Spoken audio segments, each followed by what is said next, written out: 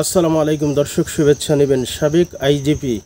সাবেক আইজিপি বেনজির আহমেদের সম্পত্তি ক্রোকের নির্দেশ দিয়েছেন ঢাকা মহানগর দায়রা জজ আদালত।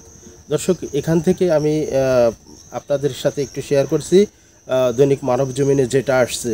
সাবেক আইজিপি বেনজির আহমেদের সম্পত্তি ক্রোকের নির্দেশ দিয়েছেন আদালত। বৃহস্পতিবার ঢাকা মহানগর দায়রা জজ আদালতের জজ মোহাম্মদ আশামস জগলুল হোসেনের আদালত এই আদেশ দেন। এছাড়া আর তার অস্থাবর সম্পদ ফ্রিজের আদেশ দেওয়া হয়েছে। দুর্নীতি দমন কমিশনের এক আবেদনের পরিপ্রেক্ষিতে আদেশ দেওয়া হয়।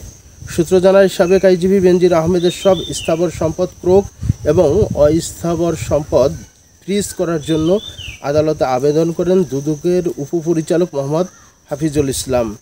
আবেদনে বলা হয়, বেনজির আহমেদের সম্পদ ক্রোক ও ফ্রিজ না করা গেলে তা হস্তান্তর হয়ে যেতে পারে। পরবর্তীতে রাষ্ট্রের অনুকালে বাজেয়াপ্ত করা সম্ভব নয়।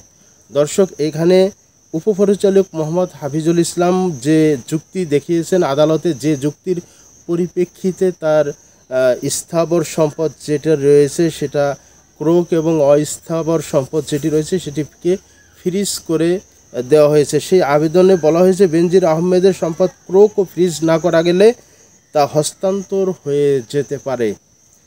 মূলত বিষয় হলো বেনজির আহমেদ সাহেবের কি হবেন আর কি না হবেন এ সম্পর্কে আমাদের এই বর্তমান সময়ে আমরা এই দেশে বাস করে একটা কিছু তো জানি যে কি হতে পারে। আমাদের দেশে যারা দুর্নীতি করে লুটপাট করে তাদের শেষ পরিণতি কি হয়, তাদের বিরুদ্ধে যখন কোনো এলিগেশন যায়, যখন তাদের বিরুদ্ধে কোনো বিভিন্ন রকম কথাবার্তা ওঠে, তখন তাদের বিরুদ্ধে কতটা পদক্ষেপ নেওয়া হয় সেটা আমরা জানি। কিন্তু মূলত এখানে আশ্চর্যের বিষয় হলো যে তার বিরুদ্ধে দায়রা জজ আদালত থেকে সম্প্রতি ক্রোক এবং তার যে অস্থাবর সম্পদ ফ্রিজ করার জন্য যে আবেদন করা হয়েছে, বিশেষ করে ব্যাংক অ্যাকাউন্টগুলো, যেখানে এই তার বিরুদ্ধে যে দুর্নীতির অভিযোগ এটি কিন্তু বেশ কিছুদিন আগে উঠেছে।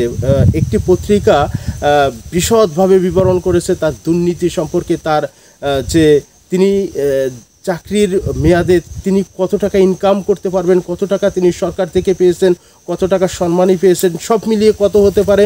অথচ তার হাজার হাজার কোটি টাকার সম্পদ রয়েছে তার স্ত্রী ও মেয়ের নামে।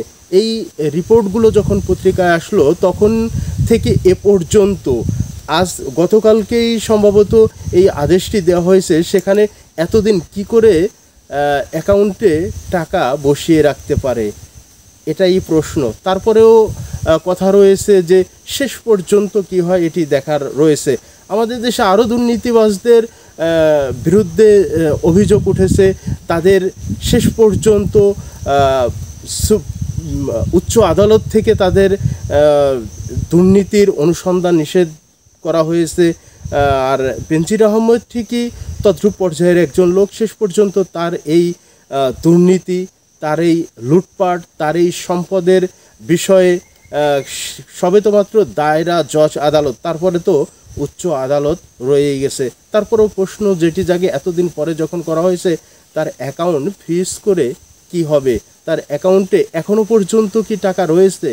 আবার এটাও হতে পারে কোনো সদ ইচ্ছা থেকে করতেও পারে, সেটি হয়তো আমরা ভবিষ্যতে দেখব।